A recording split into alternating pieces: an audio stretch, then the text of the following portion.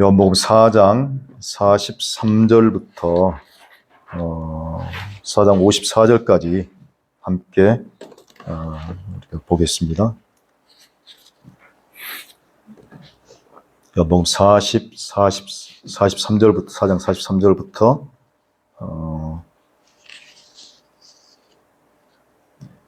54절까지 한 절씩 한번 교독하도록 하겠습니다.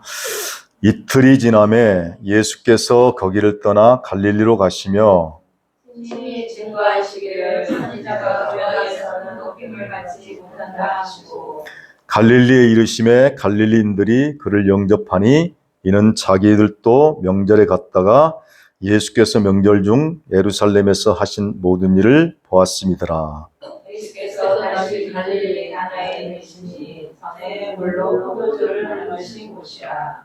어느 신랑과 지나가서 그 아들이 가버나움에서 병들었더니 그가 예수께서 유대로부터 갈릴리에 오심을 듣고 가서 청하되 내려오셔서 내 아들의 병을 고쳐주소서 하니 저가 거의 죽게 되었음이라. 예수께서 말하시되 너희는 표적과 기사를 보지 못하면 도무지 믿지 아니하리라. 신하가 가로되 주여 내 아이가 죽기 전에 내려오소서. 예수께서 가라사대 가라 내 아들이 살았다 하신대 그 사람이 예수의 말씀을 믿고 가더니 내려가는 길에서 그 종들이 오다가 만나서 아이가 살았다 하거늘 그 낭기를 시작한 때를 물은즉 어제 7시에 열매가 떨어졌나이다 주는지라. 아비가 예수께서 내 아들이 살았다 말씀하신 그때인 줄 알고 자기와 그 온 집이 다 믿으니라. 이것은 예수께서 유대에서 갈릴리로 오신 후 하신 두 번째 표적이니라. 아멘.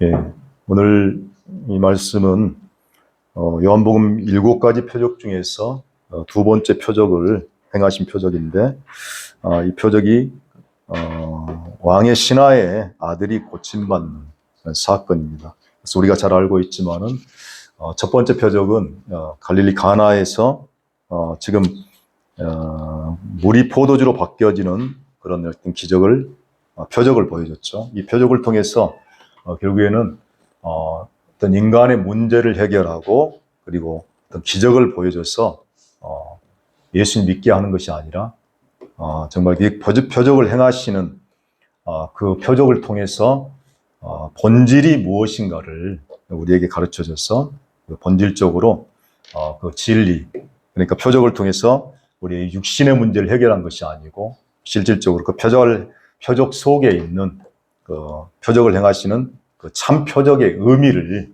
우리에게 알게 하셔서 그것을 그 표적 자체가 실질적으로 예수 그리스도를 나타내고 진리를 나타내는, 그래서 하늘의 것을 나타내는, 그래서 예수 그리스도를 만나게 할 수 있는 그런 표적인 것을 우리가 알 수가 있습니다. 그래서 이 표적이 첫 번째 표적은 물이 포도주로 바뀌어지는 표적인데 실질적으로 이 표적은 우리 존재 자체가 바뀌어지는 표적이고 그리고 또 물이 포도주로 바뀌어지는 것처럼 우리 존재 자체가 옛사람이 죽고 새 사람이 되어서 우리 존재 자체가 완전히 바뀌어지는 그것을 바로 그것을 통해서 하나님 나라가 임한다 하는 것을 얘기해 주고 있고요. 그것을 통해서 또 그 2장과 3장에서 나와 있는 내용 중에 니고데모와 그리고 또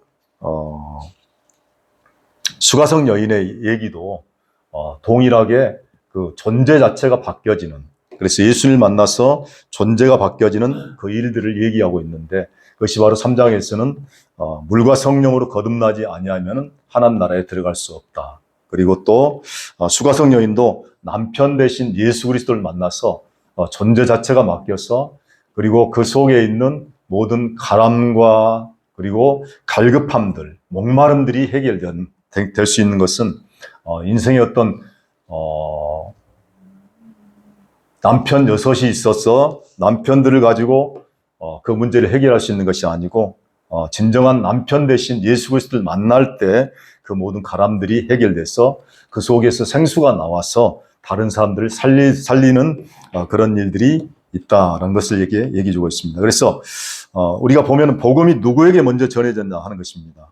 이 복음이 실질적으로 3장에서는 니고데모에게 전했지만 사실 니고데모를 찾아온 사람이고, 그리고 실질적으로 예수님이 찾아가셔서 전했던 사람이 바로 수가성 여인인데, 이 수가성 여인은 가장 수가성에서 문제가 많았던 사람, 그리고 가장 인생에 어떤 가람이 많았던 사람인데, 그 문제가 바로 여섯 남편을 통해서 드러나는 것이죠. 그래서 첫 번째 남편을 만나고, 두 번째 남편을 만나고, 세 번째 남편을 만났어도 여전히 그 남편이 그 인생의 문제를 해결하지 못하고 만족을 얻지 못했던 삶을 살았는데, 그 여인이 이 예수 그리스도를 만나서 인생의 모든 문제가 해결되고, 그 다음에 목마름이 해결되어서 그 속에 진정한 만족을 얻었다는 것입니다. 그래서 가장 죄가 많고 가장 문제가 많은 사람에게 복음이 전해졌죠. 그래서 로마서에도 보면은 죄가 많은 곳에 은혜가 넘친다고 하지 않습니까? 그래서 우리가 복음을 들을 수 있는 사람의, 복음에 굴복하는 사람들이, 복음을 받아들이는 사람들이 사실 보면 내가 선하고 의가 많은 사람들이 아니라, 그리고 도덕적으로 올바른 사람들이 아니라 사실 정말 사람들에게 손가락질 받을 수 있고, 그리고 또 사람들로부터 어떻게 보면은 버림받고, 그리고 또 사람들로부터 완전히 외면당한 사람들, 소외된 사람들이 복음을 우리가 들을 수 있는 것을 볼 수가 있습니다. 그 사람들에게 복음이 가장 그리고 순전하게, 그리고 가장 복음이 효과적으로 전해지고 받아들일 수 있다는 것을 우리가 볼 수가 있습니다. 그래서 가장 문제가 많은 사람, 그래서 죄가 더한 곳에 은혜가 넘친다는 것은 바로 정말 절망 가운데 있고 죄 가운데 있고 약한 가운데 있는 사람들이 정말 예수 그리스도를 만나기 가장 좋은, 그래서 복음을 받아들이기 가장 좋은 사람들인 것을 볼 수가 있습니다. 그래서 예수 믿으면 우리가 천국 간다, 그런 얘기를 하는데, 사실 예수 믿으면 사실 우리가 천국 간다고 하는 말들을 많이 하고 그렇게 전하는데, 예수 믿으면 천국 간다는 얘기들을 갖다가 우리가 다 믿고 이제까지 복음을 듣고 예수 믿으면 천국 간다, 그것을 위해서 열심히 살아왔지 않습니까? 그런데 이 예수 믿으면 실질적으로 여기서 천국을 누리는 것이 실제 복음이란 것입니다. 그래서 천국이 너에게 임하였다, 천국이 가까이 왔다 하는 것은 바로 우리가 죽어서 예수 믿어 죽어서 천국 가는 것이 아니고, 실질적으로 이 땅에서 천국을 누리고 천국을 경험하고 천국을 살고, 그것이 바로 하나님의 생명이고 하나님의 영생인 것을 볼 수가 있습니다. 그래서 이 수가성 여인에게도 예수 만나니까 그 배에서 생수가 흘러 넘쳤지 않습니까? 생수. 그래서 니고데모에게는 성령으로 거듭나야 한다고 했지만은 수가성 여인에게는 이 배에서 생수가 흘러 넘칠 것이다. 그리고 이 물을 마시는 자는 목마르지 않을 것이다. 이 얘기는 그 속에서 바로 생수가 흘러서 그 생수를 통해서 많은 사람들을 적시고 많은 사람들을 갈급함을 해결할 수 있는 그런 자가 될 수 있는데, 이 수가성 여인은 그 가운데서 예수 만나자마자 나가서 어떻게 보면 생수가 터져 나온 사람이죠. 네, 그렇죠. 그 동네 전체가 수가성 여인을 통해서 나가서 곧바로 만나자마자 나가서 내가 한 일을 말했던 그 사람을 와서 보라고 얘기하지 않습니까? 그러니까 사람들이 다 왔어요. 그 동네 사람들이 다 와서 그 사람들을 통해서 이제는 네가 했던 그 말을 믿는 것이 아니고 이 사람이 전한 이 말을 믿고 우리가 그리스도인 줄을 알았다라고 한 것은 바로 이 수가성 여인도 예수를 만나서 그 가람이 해결되고, 그리고 그 인생의 문제가 해결된 사람을 통해서 그 배에서 생수가 흘러나서 그 사람을 통해서 다른 사람들에게 생수를 흘려보낼 수 있는 그런 사람이 되었다는 것을 믿습니다. 그래서 이 존재 자체가 바뀌어서 이 존재를 통해서 예수 그리스도가 온전히 나타나고 보여지고, 그래서 예수 그리스도가 살아계심을 보여줄 수 있는 사람이, 다시 말하면 그 안에서 예수 그리스도가 사는 사람이 됐다는 것을 볼 수가 있습니다. 그래서 예수 만나면 목마름이 해결된다. 이것이 바로 수가성 여인이 만났던 예수 그리스도. 그래서 우리 모두가 예수를 만나면 어떤 가람이 있을지라도 사실 우리가 이렇게 예수를 지금 여기 와서 본 사람들을 보면은 사실 다 망해서 온 사람들이 참 많지 않습니까? 그래서 전 목사님도 얘기할 때 정말 다 망해서 헌금하는 사람이 없다고 할 정도로 이렇게 얘기를 하는데 사실 보면은 또 이것이 참 보면은 그 사람의 어떤 가람들을 만들어내고 갈급함을 만들어내고 그래서 예수 그리스도가 정말 없으면 예수 그리스도가 없으면 내가 살 수 없습니다 하는 그런 어떤 가람들을 만들어내는 것이 바로 우리를 갖다 고난 가운데 고통 가운데 그래서 이 수가성 여인이 만났던 그리고 율법 같은 남편 그리고 매는시키기만 하고 요구하기만 했던 그 남편을 만나게 한 것들도 어떻게 보면 하나님께서 인도하신 것이죠. 그래서 그런 과정이 있기 때문에 그런 어떤 여성 남편을 만났기 때문에 진정한 남편에 대해서 갈급함이 있었고 진정한 남편을 만나기를 원했고 그래서 이 여인이 예수님을 만나서 진정한 남편을 만나게 되면서 그가 가장 원하고 원했던 그 마음속에 있는 가람들이 완전히 해결되고 그 인생의 만족을 누리는 것을 볼 수가 있습니다. 그래서 내 인생이 만족이 되고 천국이 누려질 수 있는 것은 인적으로 예수 그리스도를 만날 때 그 속에서 우리 가운데 생수가 흘러나고 진정한 만족이 되고 그리고 또 천국이 되는 것을 알 수가 있습니다. 그래서 죽어서 가는 천국이 아니라 지금 현재 여기서 누리는 천국, 여기서 누리는 하나님 나라 그것이 바로 이 요한복음에서 얘기하고 있는 영생이고 생명이라는 것을 볼 수가 있습니다. 그래서 오늘 이 말씀을 보면서 이제 이틀이 지남에 예수께서 거기를 떠나서 갈릴리로 가셨다라고 얘기를 하고요. 그 다음에 친히 증거하시기를 선지자가 고향에서는 높임을 받지 못한다 하시고 갈릴리에 이르심에 갈릴리인들이 그를 영접하니 이는 자기들도 명절에 갔다가 예수께서 명절 중 예루살렘에 사신 모든 일을 보았더라 이렇게 얘기했는데 이 지금 예수님이 갈릴리로 다시 이제 유대에서 다시 갈릴리로 가는 과정이 있습니다. 그리고 이제 가는 과정에서 갈릴리에 이르니까 갈릴리 사람들이 그걸 영접했는데 왜냐하면 예루살렘에서 예수님께서 행했던 어떤 기적들을 보고 예수님을 영접했다는 것입니다. 사실 이 본문에는 이렇게 나와 있지만 예수님이 고향에서 그리고 가버나움이라든가 고향에서 많은 이적들을 행했음에도 불구하고 고향에 있는 사람들과 가족들은 예수님을 믿지 않았더라는 말씀이 사복음서에 많이 있습니다. 여기서 그래서 선지자가 고향에서는 높임을 받지 못한다라고 예수님이 얘기하는데 사실 예수님을 자랄 때부터 너무 잘 알고 있었기 때문에 이 예수님에 대해서 사실 선지자로서 메시아로 인정하는 일들은 상당히 어려운 일들이에요. 그래서 고향에서 많은 일을 행했어도 사실 예수님이 고향에서는 잘 받아들이지가 않았다는 것입니다.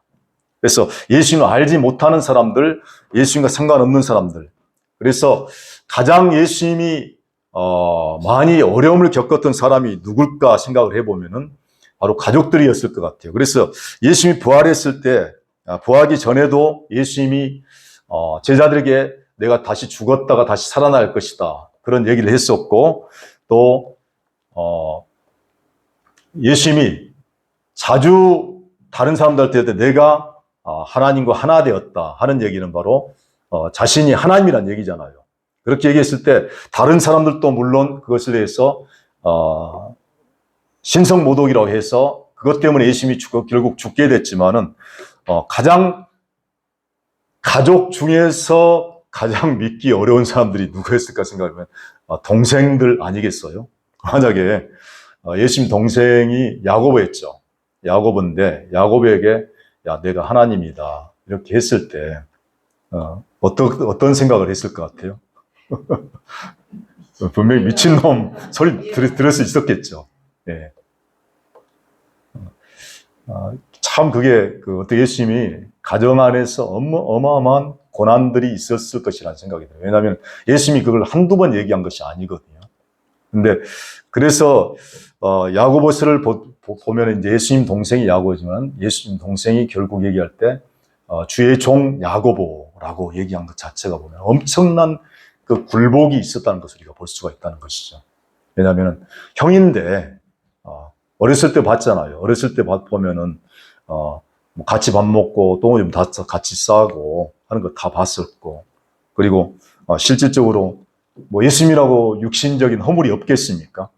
그런 것들을 다 보고 자랐었는데, 그걸 봤을 때 내가 하나님이다라고 했을 때 그것에 대해서 동생들은 정말 받아들일 수 없고 믿을 수 없는, 그래서 가장 가까이 있는 육으로 가까운 사람들이 가장 그 옛사람을 가장 잘 알고 있는, 그래서 육신적으로 가장 잘 알고 있는 예수님의 동생들이, 가족들이 가장 알기 어렵다는 것입니다. 받아들이기 어렵죠. 그런데 여기서 지금 오늘 44절에 그 선지자가 고향에서는 높임받지 못한다 하는 것이 바로 예수님의 심정이죠. 예수님의 마음입니다. 이것은 선지자라고 표현했지만 고향에서 예수님 자신을 받아들이는 것이 쉽지 않다는 것입니다. 그래서 예수님을 고향에서 자신을 가장 잘 알고 있지만은 실질적으로 가장 육신적으로 잘 알고 있기 때문에 영적으로 정말 이분이 메시아라는 것을 알기 가장 어려운 사람들, 받아들이기 어려운 사람들 가운데서 지금 그들이 영접했다라고 하고 있는데, 그 영접은 단순히 예수님이 메시아이기 때문에 영접한 것이 아니고, 예수님이 구원자이기 때문에, 예수님이 하나님이기 때문에 영접한 것이 아니고, 예루살렘에서 했던 이 표적과 기사를 보고, 기적을 보고 예수님을 영접했다라는 것입니다. 그러므로 이것이 실질적으로 예수님을 영접한 것이 아니고, 예수님을 받아들인 것이 아니고, 이것을 통해서 진정으로 예수님을 진정으로 받아들이고 예수님을 아는 그런 어떤 받아들임이 아니란 것을 우리가 알 수가 있습니다. 그래서 이 옛사람이죠. 그래서 이 옛사람을 우리가 볼 때 사실 가장 어려운 것들이 보면은 우리가 옛사람으로 본다는 것입니다. 옛사람을 보는 것이고, 그래서 우리 사람을 볼 때 저 사람이 정말 죽었다라고 하는데도 불구하고 우리가 눈으로 볼 때는 옛사람으로 보여지는, 그래서 죽지 않았어 라는 어떤 느낌과 감정으로 보아질 때 실질적으로 우리가 그 사람을 제대로 보는 것이 아니죠. 그래서 고린도후서 5장 14절에 보면은 그런 말씀들이 이렇게 있습니다. 그리스도의 사랑이 우리를 강권하신도다. 그러면서 우리가 생각건대 한 사람이 모든 사람을 대신하여 죽었은즉 모든 사람이 죽은 것이라. 저가 모든 사람을 대신하여 죽으심은 산 자들로 하여금 다시는 저희 자신을 위하여 살지 않고 오직 저희를 대신하여 죽었다가 다시 사신 자를 위하여 살게 하려 함이라. 근데요, 그래서 여기 말씀에 보면은 그리스도의 사랑이 우리를 강권하고, 그리고 한 사람이 모든 사람을 위해서 대신하여 죽었었는데, 그리고 그 모든 사람이 대신하여 죽으시면 산자들로 하여금 다시는 저희 자신을 위해 살지 않고, 이 자신을 위해 살지 않는다는 얘기는 옛사람으로 살지 않고, 그래서 자기 중심성으로 살지 않고 이제는 새 사람이 되었기 때문에 오직 예수 그리스도로 살아라 하는 것인데, 그래서 죽었다가 다시 사신 자를 위하여 살게 하려 함이라 라고 얘기하고 있습니다. 그리고 16절에서는 그러므로 우리가 이제부터는 아무 사람도 육체대로 알지 아니하노라. 비록 우리가 그리스도도 육체대로 알았으나 이제부터는 이같이 알지 아니하노라. 그러니까 우리가 새 사람이 되었고 옛 사람이 죽었고 새 사람이 되었기 때문에 다시는 우리 자신을 위해 살지 않는다는 것은 바로 옛 사람으로 살지 않는다는 것입니다. 이것은 동일하게 우리가 옛 사람을 살지 않는다는 것은 새롭게 피조된 피조물이 되었다. 내가 새로운 존재가 되었다라는 것을 나도 알 뿐만 아니라 다른 사람도 그렇게 보지 않는다는 것을 포함하고 있다는 것입니다. 그러므로 우리가 이제부터는 아무 사람도 육체대로 알지 않는다는 것입니다. 그렇죠. 옛사람으로 알지 않는다. 옛사람으로 보지 않는다. 이것이 나에게뿐만 아니라 다른 사람도 동일하게 옛사람으로 보지 않는다. 그래서 저 사람이 정말 죽었구나. 새로운 존재가 되었구나. 이것은 나에게뿐만 아니라 다른 사람에게 동일하게 그렇게 적용되는 것이고 그렇게 보이는 것이죠. 그래서 어떤 것이 나와도 아무리 이 사람이 옛사람처럼 보여도 실질적으로 중요한 것은 뭐냐면 예수님이 그 사람을 포함해서 함께 죽고 함께 살리고 함께 하늘에 앉히고 또 뿐만 아니라 그 사람이 사람만에 오셔서 그 사람과 함께 연합되어 있기 때문에 그 사람 존재 자체가 완전히 새롭게 된 부활한 생명을 가지고 사는 존재이기 때문에 우리가 볼 수 있는 것은 그 사람 안에 계신 예수님 뿐만 아니라 그 사람 함께 포함시켜서 함께 살리신 그 새로운 존재로 보여진다는 것입니다. 그것이 우리가 그 사람을 보는 것이고 나를 보는 것이고 그래서 우리가 육체대로 아무 사람도 알지 않는다는 것입니다. 그런데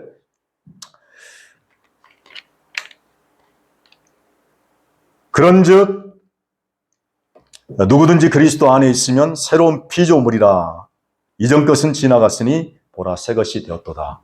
자, 우리 모두가 예수님 안에서 우리가 함께 포함되고 함께 또 포함되어서 예수님이 우리 안에 계시기 때문에 우리가 전혀 새로운 존재가 되어졌죠.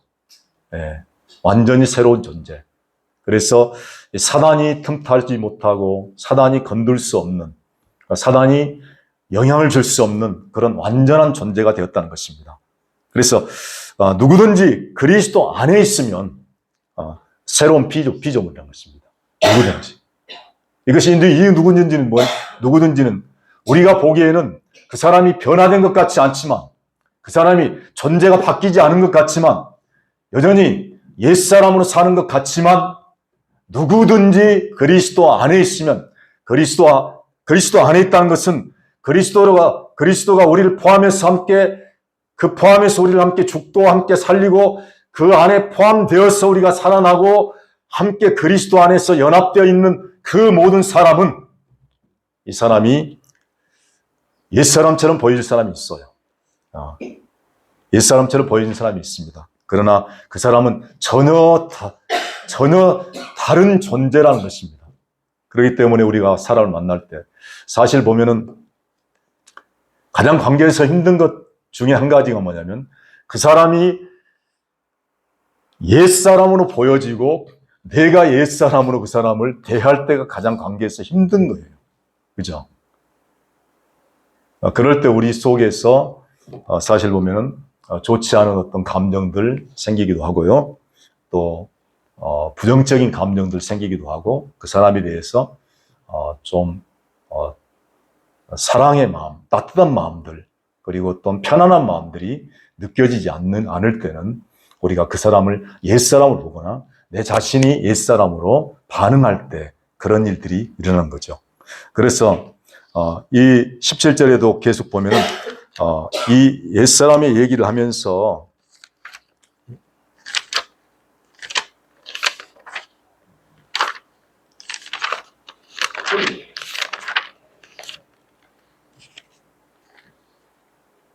그리고 이제 그 계속해서 나오는 말씀이 고린도 후서 더 읽고 나가 있습니다. 5장 17절. 그리고 이제 모든 것이 하나님께로 났다라고 하고요.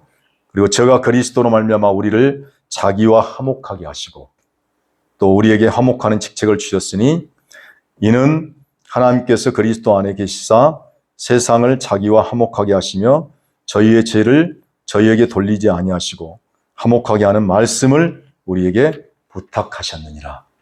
자, 여기까지 지금 이렇게 읽기 위해서 봤는데요. 첫째는 이제 옛사람에 대한 부분이고 두 번째는 뭐냐면은 화목하는 말씀을 우리에게 부탁하셨다는 것입니다. 화목하는 말씀을. 그러니까 이 15장에서 하고 있는 말씀 중에 한 가지가 뭐냐면 이 말씀을 우리에게 주셨다는 것입니다.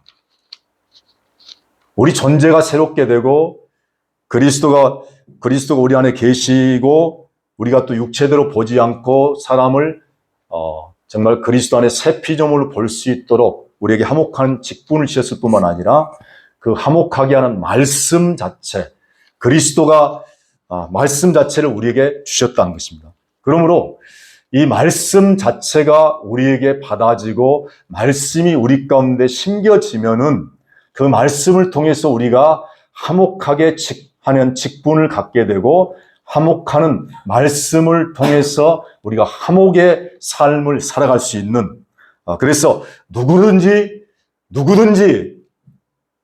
옛사람을 보고 새사람을 볼 수 있으면 그 속에서 화목이 이루어질 수 있는 것이죠. 그렇죠. 진정한 화목은 우리가 새사람 안에서 화목이 이루어질 수 있는 것입니다. 옛사람과 새사람 사이에서는 진정한 화목이 있을 수가 없어요. 그래서 이 말씀이 정말 능력이고 이 말씀이 우리 속에 심겨지면 그 말씀을 통해서 하나님께서 우리에게 화목의 일들을, 화평을 주신다 하는 것을 갖다가 말씀드리고 있습니다. 그래서 이 말씀을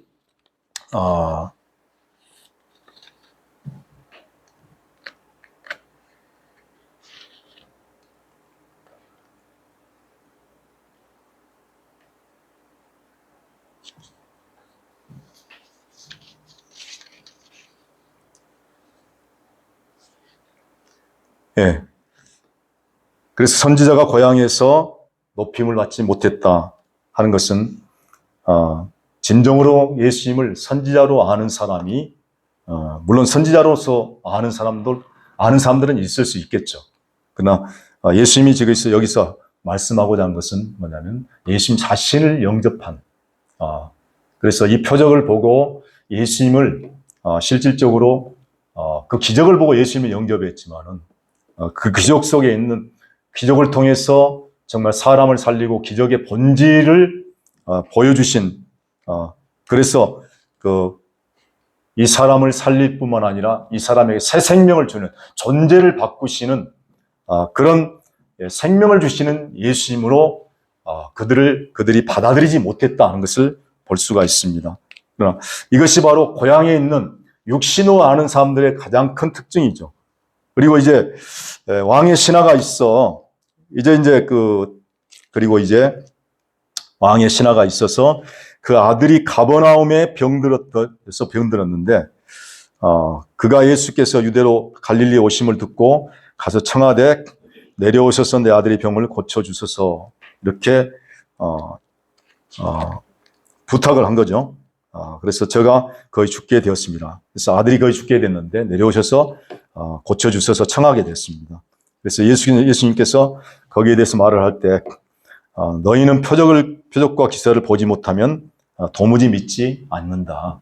그러니까 이 표적과 기사는 도대체 표적과 기사, 기적을 보지 않으면 예수님이 받아들이지 못한다. 그래서 우리가 이렇게 예수님을 믿고 구원받고 또 정말 믿는 사람들, 그런 어떤 믿음들을 보면 이 신앙의 어떤 단계에서 이 기적들을 보고 또 어떤 기적들을 체험하고 예수님 믿는 일들이 참 많이 있어요.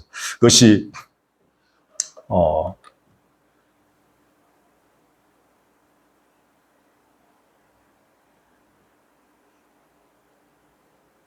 그 병자들이 왔을 때, 예수님이 그 병자들이 왔을 때 고쳐줬는데 그 중에 한 사람만 와서 예수님께 감사했던 일들도 있었잖아요. 그러나 진정으로 보면은 병을 고치고 기적을 체험한다고 해서 진정으로 예수님 믿고 그리고 또 예수님 믿고 우리가 알고 있는 진정으로 그 사람이 정말 구원을 받았느냐 하는 부분에 대해서는 많은 이렇게 의심들이 있었지 않습니까? 저도 사실 예수님 믿을 때 제가 이렇게 보면은 믿게 된 게 가장 어려울 때 예수님을 믿게 됐었죠. 예수님 믿을 때 그때 제 허리가 이제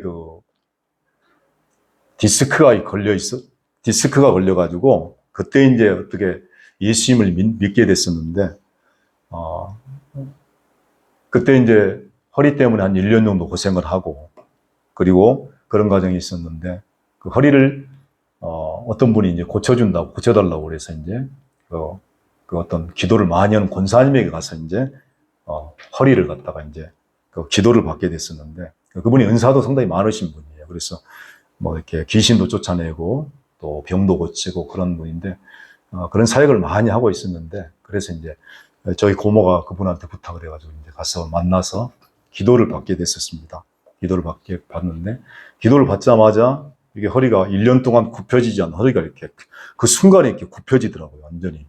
그러니까 1년 동안 이렇게를 못 했었는데, 근데 받고 나서 그냥 하니까 이게 땅이 다 버려요.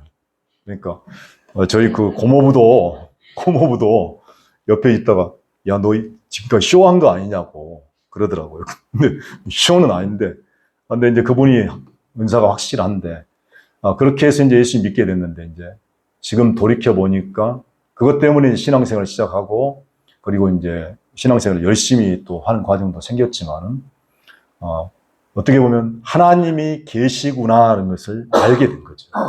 네. 그럼에도 불구하고 진정으로 예수 그리스도가 내 안에 살아계시고 내 안에 오셔서 나에게 생명이 되셨다 하는 것까지는 가는 것은 상당히 좀 잘 안 되는 부분이었죠. 그리고 그 안에 이제 갈급함이 있었고, 또 그러다 보니까 열심으로 했지만은 그 열심이 나를 살려내지 못하고, 나에게 만족을 주지 못하고, 나에게 위로를 주지 못하고, 그래서 진정한 만족은 없는 거죠. 안식이 없어요. 그런데 그 과정에 있는 것이 비록 저의 예뿐이지만은 많은 사람들이 그 과정에서 많이 방황하고 그리고 헤매고 하는 과정들이 있지 않습니까? 그래서 광야의 생활들이 보면은 많은 사람들이 다 광야를 거쳐가요.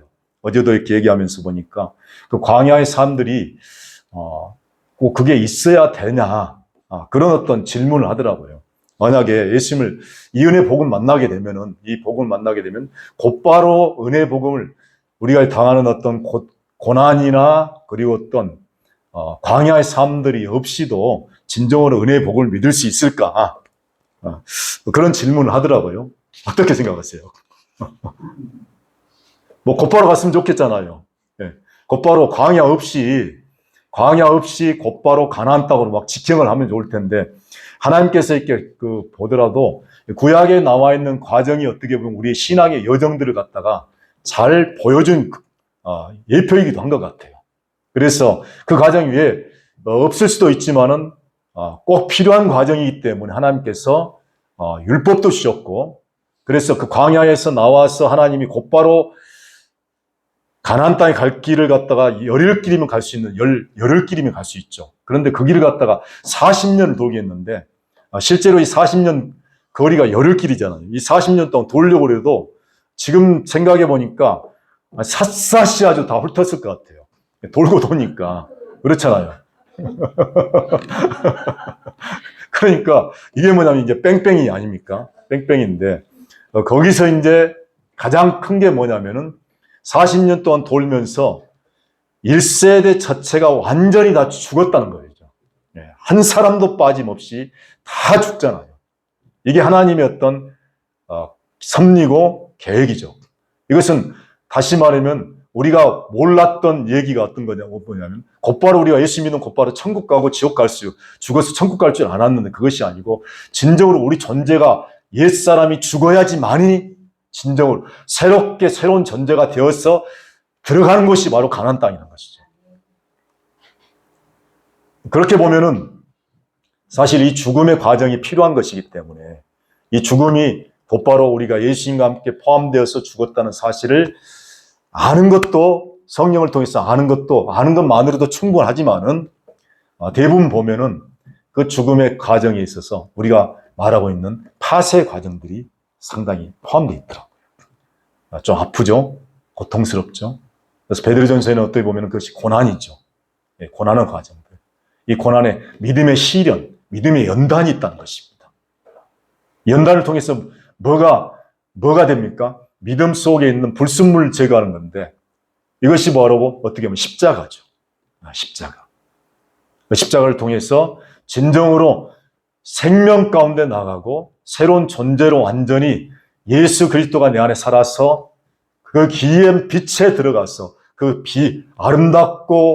아름다운 덕을 선전할 수 있는, 그 선전이 누구로 선전되냐면 바로 우리 안에 계신 빛으로 인해서 빛이 드러나서 선전되는 것이죠.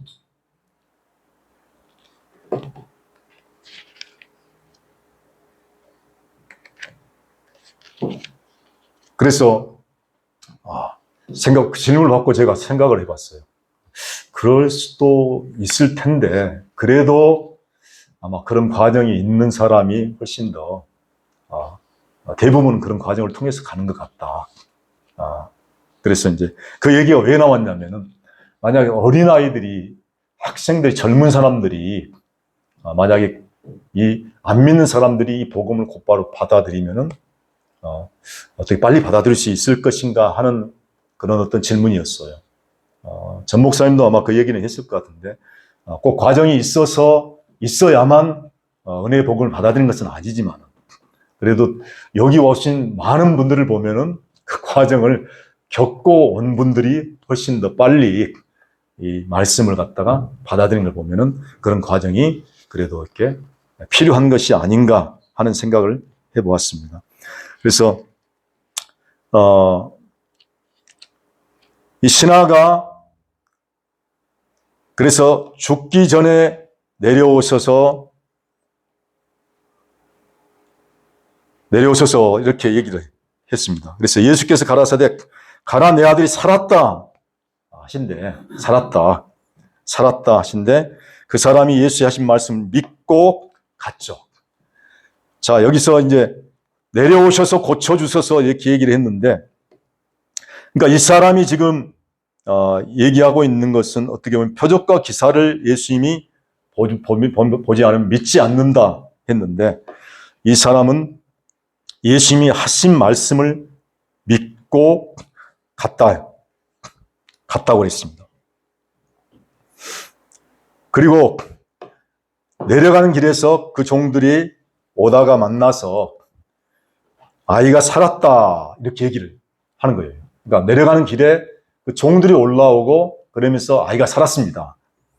근데 언제 낳았냐 이렇게 물어보니까 어제 제 7시에 열기가 떨어져서 낳았다 이렇게 7시에 떨어졌다는 것입니다. 7시가 언제냐면 예수님이 말씀하신 때 그때였죠. 그래서 아비가 예수께서 내 아들이 살았다 말씀하신 그때인 줄 알고 자기와 그 온 집이 다 믿으니라. 그러니까 이 사람은 실질적으로 예수님이 어떤 직접 가서 사실 보면은 직접 가서 뭔가 손을 대고 그리고 또 안수하고 뭐 접촉하면서 예수님이 많이 이렇게 사람들을 고치고 치료했지 않습니까? 그런데 이 사람은 그걸 기대했는지 안 했는지 모르겠지만 중요한 것은 여기서 예수님이 나았다, 살았다 하는 말씀하시고 하니까 그 사람이 믿고 가버린 거예요. 네, 믿고 갔습니다. 그런데 가면서 물어보니까 언제 나았느냐니까 말씀하신 그때 나았다는 것입니다. 이것이 바로 말씀의 능력이죠. 그러니까 이 말씀 자체가 우리가 어떤 표적과 기적을 통해서 믿기보다는 말씀 자체가 능력이기 때문에 하나님께서는 말씀을 통해서 일하시고 말씀을 통해서 역사하신다는 것을 볼 수가 있습니다. 그러니까 이 말씀이 우리 가운데 보내지면, 말씀이 믿어지면 모든 것들이 다 끝나는 거예요. 그렇죠? 이것이 그래서 말씀 한 말씀만 믿어지면은 사실 우리가 어떤 문제든지 모든 말씀이 다 믿어질 수 있는 것이고 한 말씀은 우리가 경험이 돼도 모든 말씀들이 다 동일하게 경험될 수 있어요. 그래서 이 요한복음 1장에도 그래서 이제 태초에 말씀이 계시니라 이 말씀이 하나님과 함께 계셨으니 이 말씀은 곧 하나님이시니라.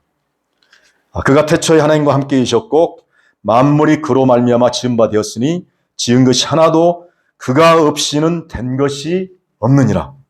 그 안에 생명이 있었으니 이 생명은 사람들의 빛이라. 그러니까 이 빛이, 이 말씀이 태초에 하나님이 계셨고 그 하나님이 말씀과 함께 계셨고 말씀 안에 생명이 있고 생명 안에 빛, 말씀이 또 이 생명 안에 빛이 있었다는 것입니다. 그러니까 이 말씀이 생명이고 이 말씀이 빛이고 그래서 이 말씀이 사람 속에 들어가서 생명, 살리는 것이고 이 말씀이 어둠 가운데 있는, 어둠의 포로 가운데 잡혀있던 자들을 갖다가 빛 가운데로 인도하는, 살려내는, 해방시키는 말씀이 된다는 것입니다.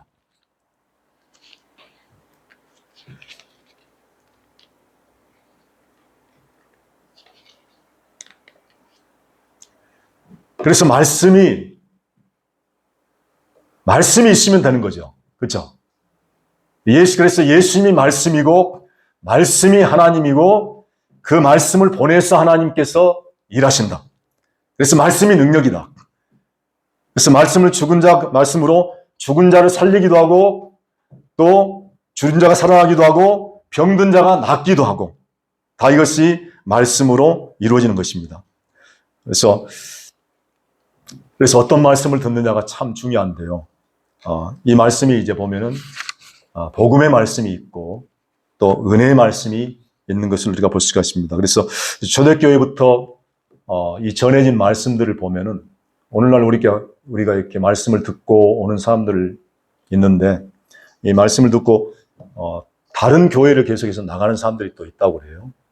그런데 이제 얘기를 나누다 보니까 이 말씀도 듣고 다른 말씀도 듣고 하는 분들이 빨리 잘 안 된다는 것입니다. 그러니까 이상하게도 은혜 말씀보다도 율법이 훨씬 더 누룩처럼 번식력이 있게 이렇게 번져가는 게 강해요. 부패성이 강하다는 것입니다. 그러니까 죽도록 들어도 많이 들어도 은혜 말씀, 율법의 말씀 듣다 보면은 또 이렇게 하는 사람들이 있다, 이런 얘기들을 하는데 생각을 좀 해봤습니다. 그럴 수도 있겠다 했는데 그 말씀이 이제, 그래서 초대교회도 보면 사도행전에 보면은 갈라디아서 교회가 사도 바울이 복음을 전하고 그 복음을 전했는데 얼마나 생생한 복음이었겠어요. 내가 죽고 내 안에 예수가 산다, 이 놀라운 복음이 이 사도 바울을 통해서 갈라디아 교회뿐만 아니라 초대교회에 전해졌었는데, 갈라디아가 사도 바울이 복음을 전하고 2년이 안 됐는데 가만히 들어온 줄 때문에 이제 들어와서 그 사람들이 율법을 전했지 않습니까? 율법을 듣고 어느 순간에 갑자기 이 교회가 완전히 이렇게 율법으로 완전히 다 바뀌어져 가지고 완전히 교회가 완전히 이렇게 생명에서, 은혜에서 떠난 그런 교회가 되어버렸었죠. 그래서 사도 바울이 이것에 대해서 상당히 심각하게 얘기를 했었는데, 그래서 에베소를 사도행전에서 보니까 에베소에서 이제 바울 사도가 1차, 2차, 3차 전도여행을 하면서 계속 복음을 전하고 그 당시에 전했는데, 사도행전에서 말하고 있는 내용 중에서 한 가지가 뭐냐면, 처음에도 사도 바울이 하나님 나라에 대해서 얘기를 했어요. 하나님 나라에 대해서, 성령에 대해서 얘기하고, 성령이 임하고, 그 다음에 하나님 나라에 대해서 예수님이 얘기를 하고, 그 다음에 사도행전 마지막 부분에 보니까 사도 바울이 로마 감옥에 있으면서 주와 그 은혜의 말씀과 그 다음에 하나님 나라에 대해서 얘기를 했다고 그래요. 그러니까 예수님이 했던 하나님 나라와 전했던 예수님도 하나님 나라에 대해서 전했고, 그 다음에 또 사도 바울도 동일하게 하나님 나라에 대해서 전했는데, 그 하나님 나라를 전했던 말씀의 포인트가 뭐냐? 은혜의 말씀이었다는 것입니다. 은혜의 말씀. 그래서 사도 바울이 이 말씀을 전하면서 이제 3차의 전도 여행을 마치고 예루살렘을 가기 위해서 밀레도에서 잠깐 이제 하나님께서 사도 바울을 이렇게 보여준 것이 있었죠.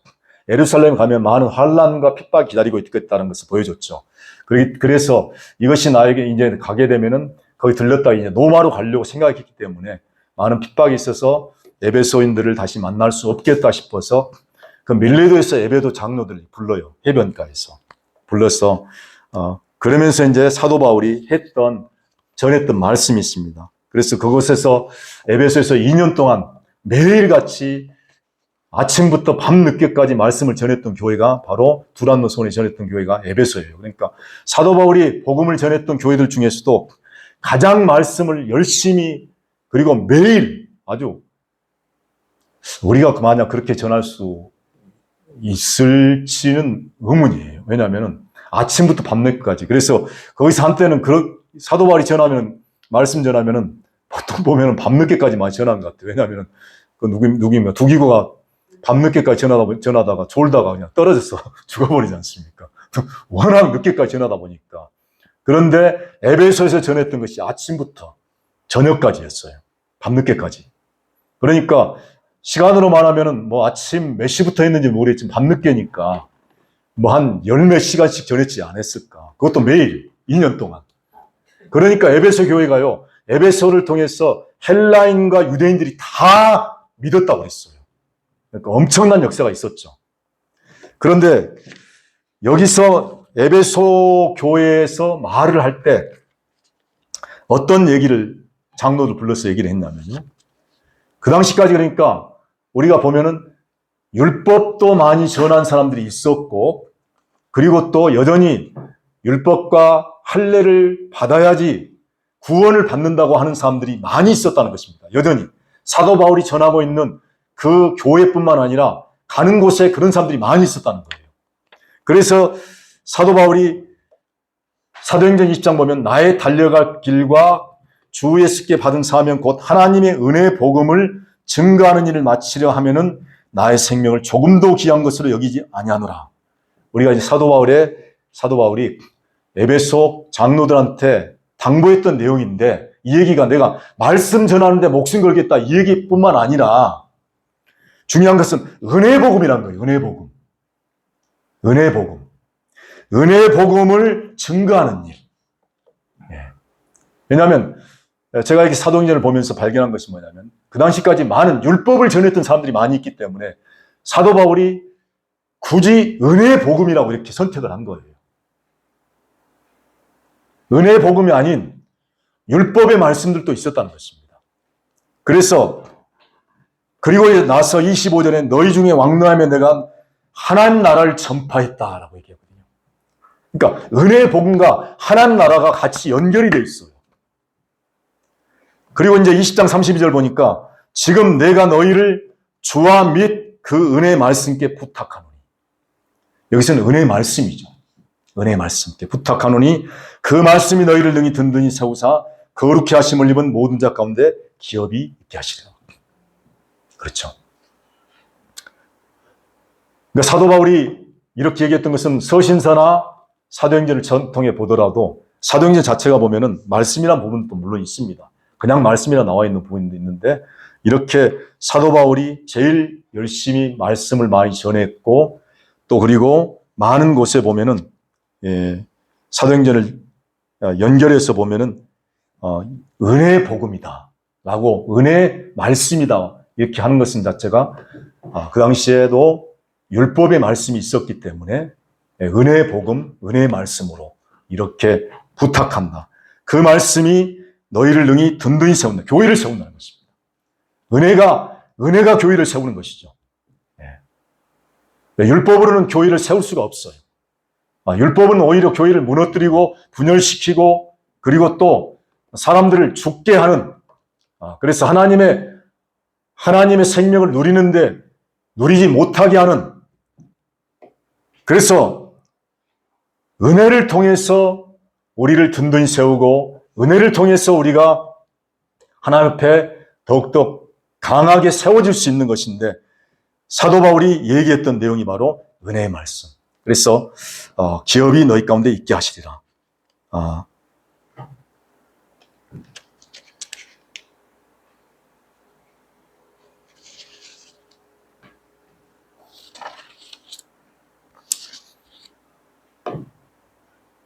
그래서 말씀이 내 생명이 되고 내 마음이 되면, 말씀이 심긴다 하는 것이 무슨 뜻인가 생각을 해봤습니다. 내 말씀이 내 생명이 되고 내 마음이 되면은 우리가 살아난다 하는 것이죠. 그래서 이 말씀을 믿고 그대로 갔는데, 이제 보면은 어제 그 7시라고 그랬는데, 7시는 어떻게 보면 뭐 안전한 때라고 이렇게 볼 수가 있죠. 유대 시간으로는 여기다 6시간 더하면은 실질적으로 7시니까 6시간, 12시, 13시, 1시 정도 되겠죠. 하지만은 여기서 말하는 때는 7시, 완전한 때, 하나님의 때. 그래서 53절에 나와 있는 내용은 뭐냐면 하나님이 살았다 말씀하신 그때죠. 예. 그러니까 말씀이 들려진 때입니다. 믿음의 때입니다. 그래서 갈라디아서에도 보면 믿음의 때가 있죠. 사람에게 다르지만은 믿음의 때가 있어요. 말씀이 나에게 와서 말씀이 실제가 되고 그 말씀이 나에게 생명이 되고 그 말씀이 나를 살리는 나의 존재를 바꾸는 그 은혜가 그래서 나에게 실제가 되고 은혜가 나한테 실제가 되어서 그 은혜를 통해서 내가 완전히 세워지는 그런 때가 바로 믿음의 그 실시가 되겠죠.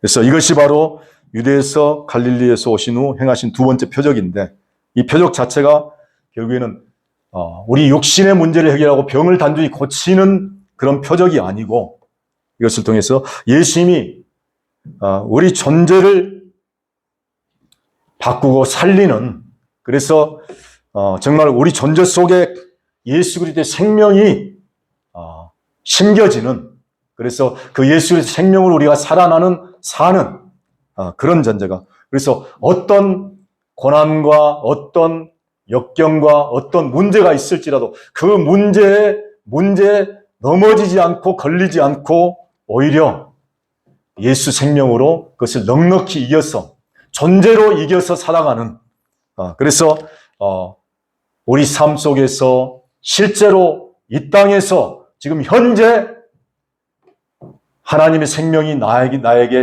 누려지고 그 생명을 통해서 하나님 나라가 이곳에서 누려지고 하나님 나라가 나에게 현재 이곳에서 경험되는 그런 삶이 바로 믿음의 때라는 것입니다. 그래서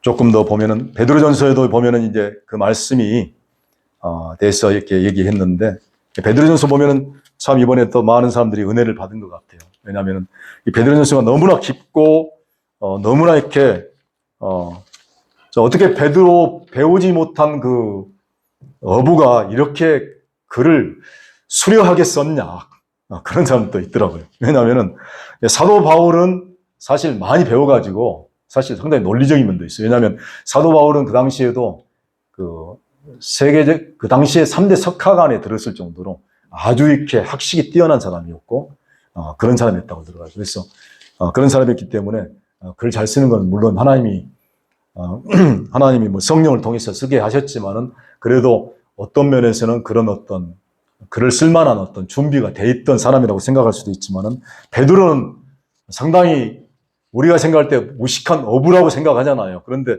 그 어부가 쓴 글이 어떻게 보면 훨씬 더 깊고 훨씬 더 깊고도 아무튼 그 문학적으로 아주 뛰어나다 그런 표현들도 했는데 이 베드로도 했던 내용이 뭐냐면 1장 23절 보니까 너희가 거듭난 것이 썩어질 씨로 된 것이 아니요 썩지 아니할 씨로 된 것이니 하나님의 살아있고 항상 있는 말씀으로 되었느니라.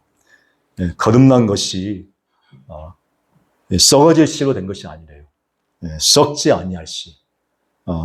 이것이 바로 그리고 또 항상 살아있고 그리고 항상 있는 말씀. 자, 이것이 바로 부패하지 않고 그리고 쇠하지 않고 또 더럽히지 않는 의미가 되는 것이죠. 어떻게 보면 이것이 바로 생명이라는 것 같아요. 항상 있다.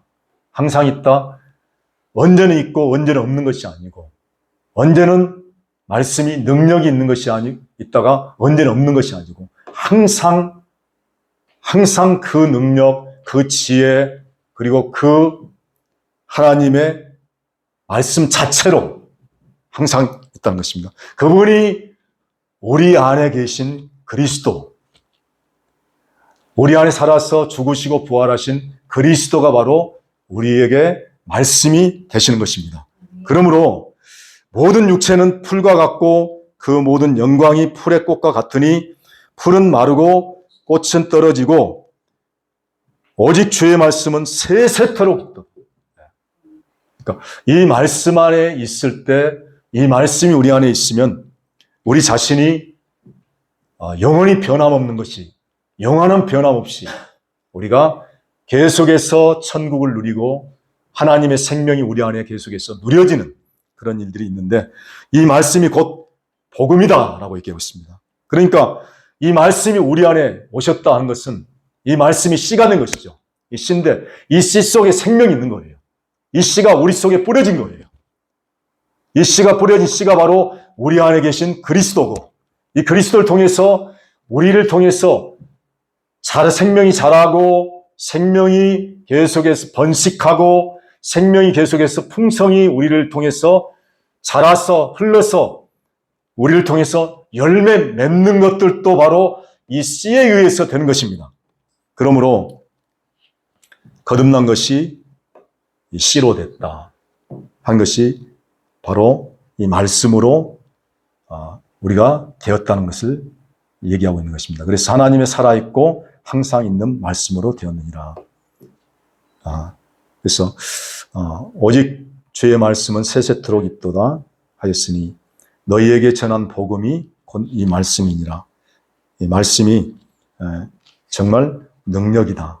말씀이 우리 가운데 오셨다. 그리고 이 말씀을 우리 가운데 주셨다 하는 것이 너무 감사하고, 이 베드로의 말씀이 이 말씀이 우리를 거듭나게 해서 뿐만 아니라 말씀에 우리에게 영원한 것을 주셔서 이 말씀으로 우리를 살게 하고 또 생명을 누리게 하고 그렇게 살아가게 하는 것을 우리가 알게 되었습니다. 네, 감사합니다. 하나님 감사합니다. 하나님 말씀을 우리에게 주셔서 이 말씀으로 우리를 거듭나게 하시고 새로운 존재가 되게 하시고, 그러면서 우리가 새 피조물 하나님의 자녀로 살 수 있도록 인도하시니 감사합니다.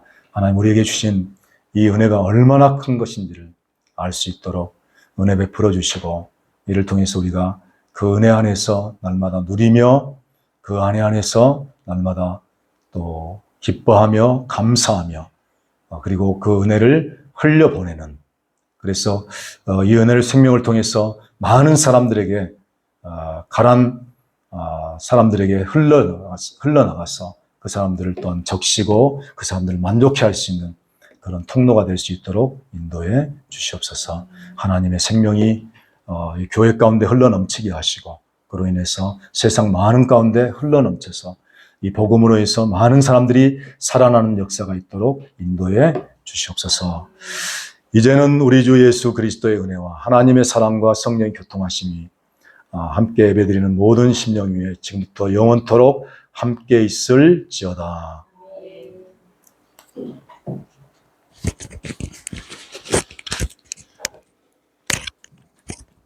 네.